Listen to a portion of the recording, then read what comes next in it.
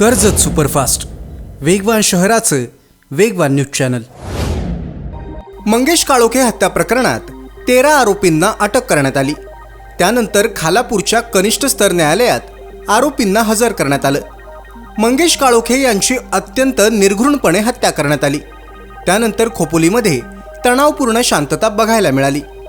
काळोखे हत्या प्रकरणात एकूण 13 आरोपींना कोर्टासमोर हजर केलं गेलं, ज्यामध्ये 11 आरोपींना न्यायालयीन कोठडी तर 2 आरोपींना पोलीस कोठडी सुनावलेली आहे। मंगेश काळोखे यांची हत्या ही सुपारी देऊन झाल्याची माहिती समोर आली आणि तसा खुलासा रायगडच्या पोलीस अधीक्षक आचल दलाल यांनी केला।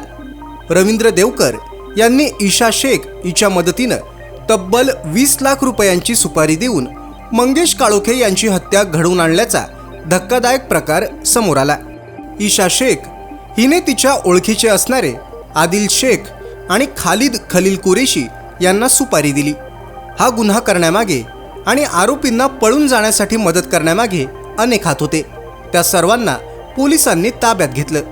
रवींद्र देवकर यानं ईशा शेख हिच्या माध्यमातून सुपारी देऊन मंगेश काळोखे यांची हत्या करण्यासाठी बोलावलेला एक आरोपी बरेच दिवस फरार राहिला।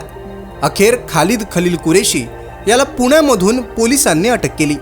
मंगेश काळोखे यांच्या आरोपींवर कठोर कारवाई व्हावी अशा संतप्त प्रतिक्रिया त्यांच्या कुटुंबियांकडून व्यक्त केल्या जात आहेत। दरम्यान या हत्येच्या कटात सामील असणारे राजकीय हात अजूनही मोकाट असून त्यांना अटक न झाल्यास ठिय्या आंदोलन करणार असल्याची प्रतिक्रिया आमदार महेंद्र थोरवे यांनी दिलेली आहे।